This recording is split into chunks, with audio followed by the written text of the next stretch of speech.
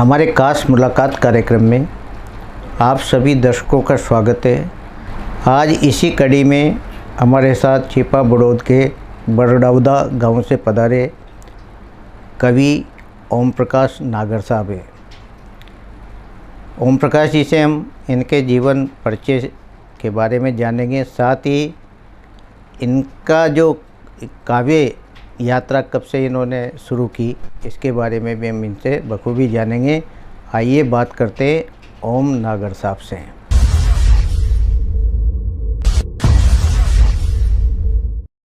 ओम नागर जी, आपका हमारे स्टूडियो में बहुत बहुत स्वागत है। बहुत बहुत आभार आपका साहब, हमारे को बुलाया जी, इसके लिए हम आपके बहुत बहुत आभार। ओम नागर साहब, पहले तो हमारे दर्शकों को अपने जीवन परिचय के बारे में बताएं। शिक्षा वगैरह आपकी कहाँ हुई और कहाँ से आए आप?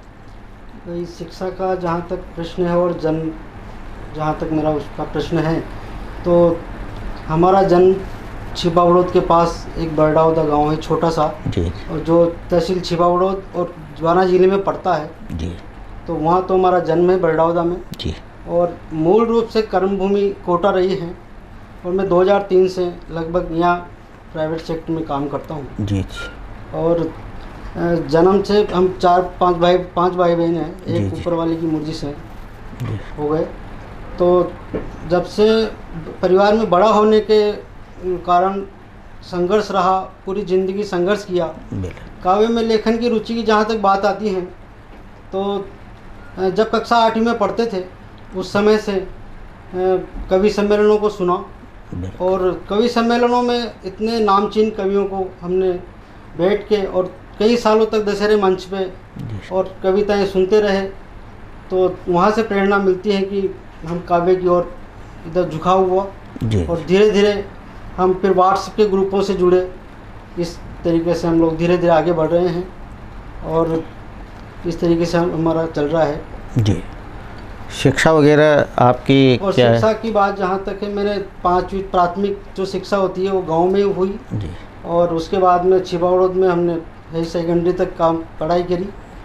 फिर उसके बाद कोटा मेडिकल कॉलेज और बहुत- उसमें पढ़ाई करके हम लोग आगे बढ़ रहे हैं। बिल्कुल बिल्कुल, बहुत अच्छी बात है।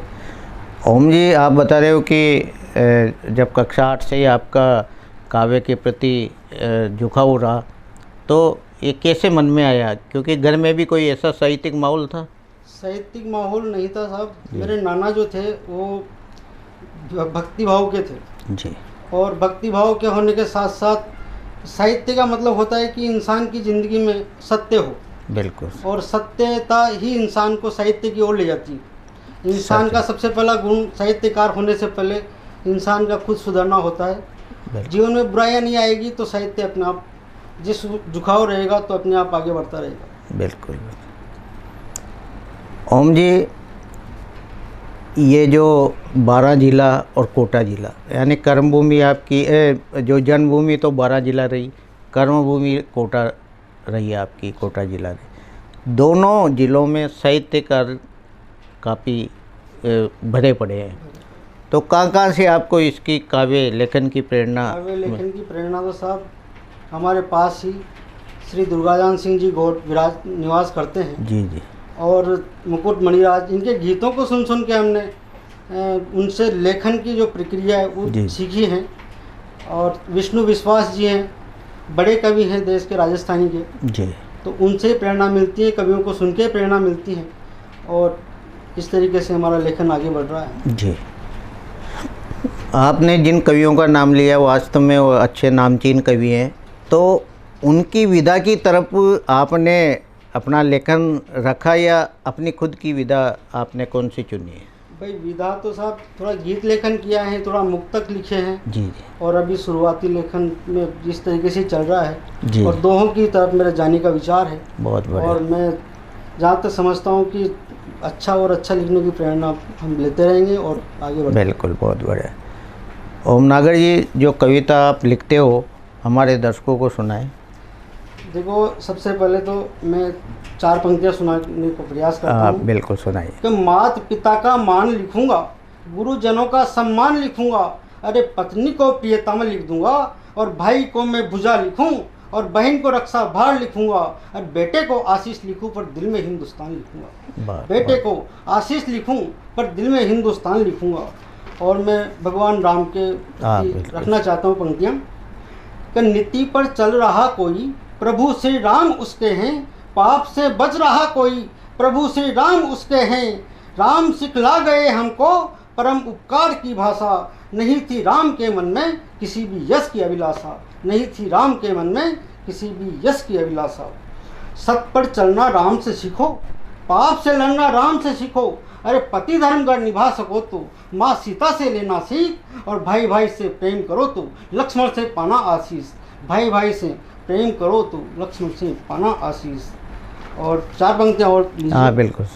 तो वर्तमान में रिश्तों की गहराई समझ रहा हूँ, इस कलयुग में राम लखन के रिश्तों को परख रहा हूँ। अरे भाई की खातिर भाई को जंगल में जाना पड़ता है, दिन में चलना होता है, रातों को जगना होता है, लखन लाल भी एक जन भाई सेवा में खोता है। रामायण में लखन लाल का पन्ना सबसे भारी है, वर्तमान में रिश्तों की गहराई समझ रहा हूँ, इस कलयुग में राम लखन के रिश्तों को परख रहा हूँ। बहुत बढ़िया। ओम जी, आपने कई काव्य गोष्ठियों में भी हिस्सा लिया?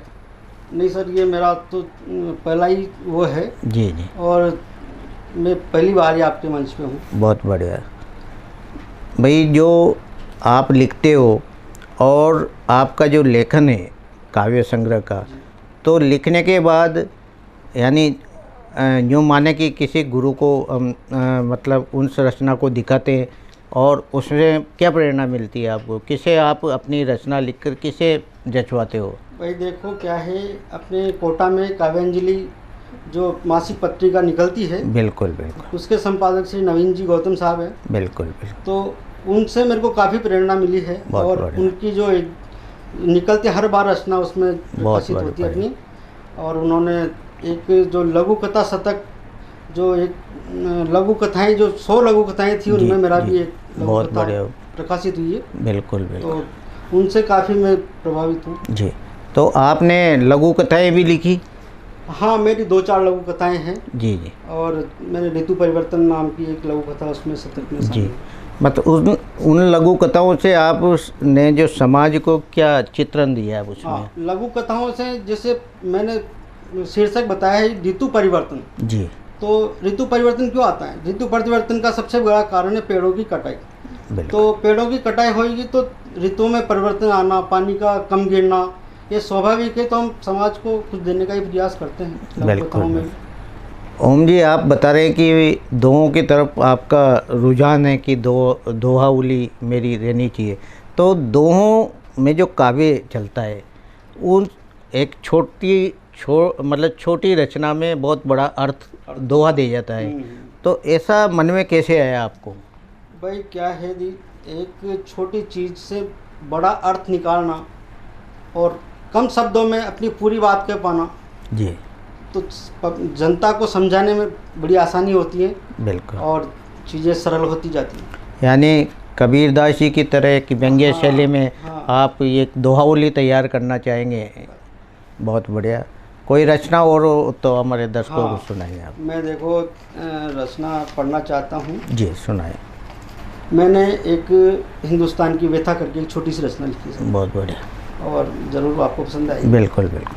तो गीत लिखूं आज़ादी के या, गीत लिखूं आज़ादी के या बर्बादी के गीत लिखूं, गीत लिखूं रे आज़ादी के या बर्बादी के गीत लिखूं, कुछ विकास के गीत लिखूं या कुछ विनाश के गीत लिखूं, कुछ विकास के गीत लिखूं या कुछ विनाश के गीत लिखूं। डूब कर्ज में मर जाता है उस किसान पर गीत लिखूं, डूब कर्ज में मर जाता है उस किसान पर गीत लिखूं, गीत लिखूं आज़ादी के या बर्बादी के गीत लिखूं। वाह, बहुत बढ़िया। और पंक्तियाँ लिखिए आप कि गीत लिखूं कुछ के हंसने, कुछ के रोने पर गीत लिखूं पैदा होने या मर जाने पर गीत लिखूं नेताजी पर या नैतिकता पर गीत लिखूं आज़ादी के या बर्बादी के गीत लिखूं। और पंक्तियां निवेदन करता हूँ कि तन मन धन न्योछावर करता उस सैनिक पर गीत लिखूं या देशद्रोह की भाषा बोले क्या उस जुबान पर गीत लिखूं आज़ादी के या बर्बादी के गीत लिखूं। रचना के अंतिम महत्वपूर्ण पंक्ति आप सामने रखना चाहता हूँ कि गीत लिखूं अहिंसा पर या हिंसा पर गीत लिखूं। अरे निर्दोषों का मरण हो रहा जग में कैसे प्रीत लिखूं। निर्दोषों का मरण हो रहा जग में कैसे प्रीत लिखूं। गीत लिखूं आज़ादी के या। बहुत बढ़िया ओम जी। नागर साहब बहुत बढ़िया आपने गीत सुनाया। ओम जी, आप मेडिकल सेवा से हैं और मेडिकल सेवा एक ऐसा विषय होता है जो हिंदी साहित्य से अलग हट के होता है, फिर भी आपका रुख काव्य और साहित्य की तरफ मुड़ा, कैसे संभव हो पाता है? ये संभवता एक तो समय की बहुत समस्याएं होती है हमारे फील्ड में जी, क्योंकि हम होम सर्विस भी देते हैं और हॉस्पिटल का भी करना पड़ता है। परंतु साहब जब कोई चीज़ मन में होती है ना तो वो कागज़ पे आ ही जाती है। बिल्कुल। तो वही काम होता है कि जो समय मिलता है, चाहे रात का हो चाहे सुबह का हो, जब जो लिखना होता है और जब ऊपर सरस्वती लिखवा देती है वो लिख लेते हैं। बहुत बढ़िया। ओम जी, क्या आप निरंतर आगे, आप अभी तो उम्र आपकी कम है, छोटी है, भविष्य में भी क्या साहित्य काव्य संग्रह करते जाएंगे, क्या मानते हैं आप? हाँ सर, रचनाएं तो होगी क्योंकि रचनाओं का तो कोई समय भी नहीं होता। उम्र मेरी छोटी उम्र से मैंने कुछ करना है चालू किया है, तो जाहिर सी बात है मैं लंबे समय तक रचनाओं का कर्मचारी रखूँगा। जी।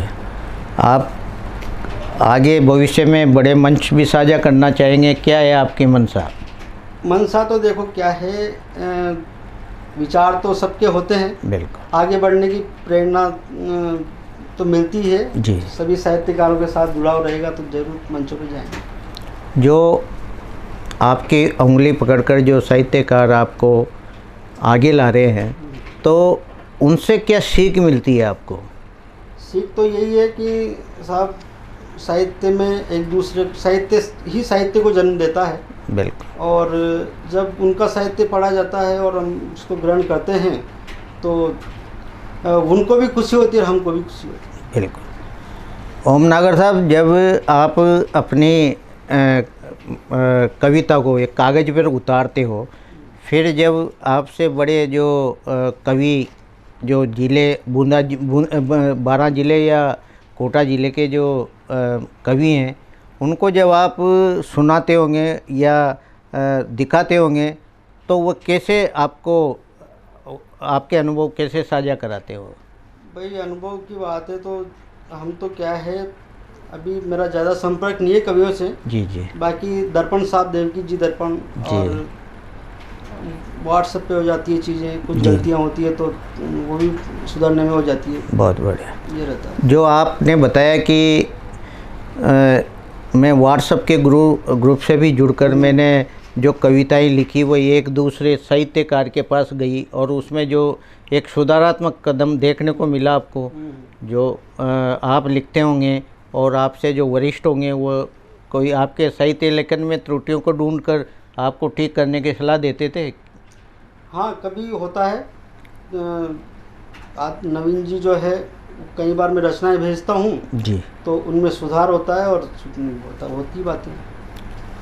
ये आज सोशल मीडिया का ज़माना है, सोशल मीडिया प्लेटफार्म है, तो काव्य संग्रह भी आजकल ज़्यादातर सोशल मीडिया पे देखने को मिल रहा है, यानी रचना जो कोई भी हो लिख रहे हैं, तो उससे क्या सीख मिली आपको कुछ? भाई सीख तो यही है कि आज के जो डिजिटल का ज़माना है जी, इसमें कवि एक तो वो होता है जो पहले के ज़माने में कविताएं लिखी जाती थी और कविताएं लिखी हो जाती थी, बिल्कुल ख़त्म हो जाती थी। चीज़ों की, लोगों की, बच्चों की आगे बढ़ने की क्षमताएं वो निराधार हो जाती थी।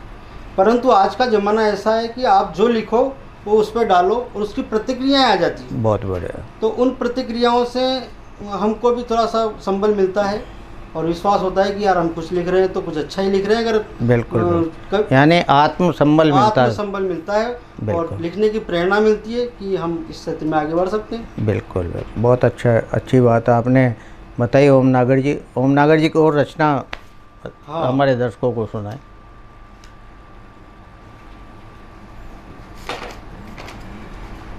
मैं देखो 4-4 पंक्तियों से अपनी बात रखूं। हाँ रखो। भगवान कृष्ण के नाम कुछ पंक्तियां करना चाहता हूँ। बिल्कुल सुनाए। कि बड़े बड़े काम बाल रूप में किए थे तुमने, ज्ञानी ध्यानी लोग अचरज करने लगे। बड़े बड़े काम बाल रूप में किए थे तुमने, ज्ञानी ध्यानी लोग अचरज करने लगे। माखन चोर नाम और वीरों जैसा काम आप पापियों का सर्वनाश धरती पे करने लगे। पापियों का सर्वनाश धरती पे करने लगे। बड़े बड़े काम बाल रूप में किए थे तुमने, ज्ञानी ध्यानी लोग अचरज करने लगे। 4 पंक्तियां और देखिए आप। कि कर्मों का लेखा जोखा सबको ही देना है, तो फिर मित्र धोखेबाज हमें काहे बनना। सुदामा ने चुपके से चने खा लिए थे, फिर सुदामा को मांग मांग पेट पड़ा भरना। सुदामा ने चुपके से चने खा लिए थे, फिर सुदामा को मांग मांग पेट पड़ा भरना। एक और देखिए साहब। कि मित्र जब बनाना ही पड़ जाए तुमको, तो मित्र जब बनाना ही पड़ जाए तुमको, तो कृष्ण और सुदामा की जी मित्रता को पढ़ना। मित्र को जी सीखी इतनी सी दे देना, तुम मित्रता के साथ कभी धोखा मत करना। मित्रता के साथ कभी धोखा मत। जाते जाते एक कविता और आप हमारे दर्शकों को बिल्कुल है ना रखता हूँ। मैं एक रचना रखता हूँ और रचना का विषय है माया का संसार। बिल्कुल सुनाइए। आज के समय में साहब माया, पैसा, माया, ये क्या है, इंसान के रिश्तों को ख़त्म करती जा रही है। बिल्कुल वहाँ से मैंने अपनी बात रखने का प्रयास करता हूँ। बिल्कुल सुनाइए। कि पैसे के लिए ही लोग रिश्तों को भूल रहे, पैसे के लिए ही लोग रिश्तों को भूल रहे। पैसे के लिए ही ईमान बेच आते हैं। पैसा मिलने पर ये भूल रहे माता पिता, पैसा पास हो तो भाई भाई से लड़ जाते हैं। पैसा पास हो तो भाई भाई से लड़ जाते हैं। पैसे के लिए ही लोग रिश्तों को भूल रहे, पैसे के लिए ही ईमान बेच आते हैं। पैसा मिलने पर ये भूल रहे माता पिता, पैसा पास हो तो भाई भाई से लड़ जाते हैं। पैसे की माया है सब जग में ये रीत चली, ऐसे लोग सदा दगाबाज कहलाते हैं। पैसे के लिए ही लोग रिश्तों को भूल रहे, पैसे के लिए ही ईमान बेच आते हैं। 4 पंक्तियां और देखिएगा। जी। कि माया मोह में पड़ के रिश्तों का कत्ल करो, राम के इस देश में ये कैसा अन्याय है। माया मोह में पड़ के रिश्तों का कत्ल करो, राम के इस देश में ये कैसा अन्याय है। अरे भरत के लिए राजपाट छोड़ राम जी ने 14 वर्ष वनवास में बिताए हैं। भरत के लिए राजपाट छोड़ राम जी ने 14 वर्ष वनवास में बिताए हैं। और 4 पंक्तियां मैं बिल्कुल चाहता हूँ कि रुपयों को जान से भी ज़्यादा मानने लगे हैं। रुपयों को जान से भी ज़्यादा मानने लगे हैं। रुपयों के लिए जान दाव पे लगाते हैं। अरे परवाह नहीं है अंजाम की धरा पे इन्हें, या तो जेल जाते हैं या राम घर जाते हैं, या तो जेल। बहुत बढ़िया। ये थे हमारे साथ नवोदित कवि ओम नागर जी। ओम नागर जी मेडिकल व्यवसाय से भी जुड़े हैं और इन्होंने अभी अपना काव्य संग्रह शुरुआती दौर में इनका करीब 50 कविताएं इनके संग्रहित हो चुकी है। लघु कथाएं भी इन्होंने लिखी है और छपी भी है। भविष्य में ये लघु कथा भी समाज को समर्पित करना चाहते हैं। और इनका मानना है कि आज का जो सोशल मीडिया प्लेटफॉर्म है, ये एक काव्य संग्रह के लिए, नवोदित रचनाकारों के लिए बहुत बड़ा प्लेटफॉर्म है। इससे काफ़ी कुछ सीखने को मिलता है। आज ये हमारे स्टूडियो में पधारे, आपका बहुत बहुत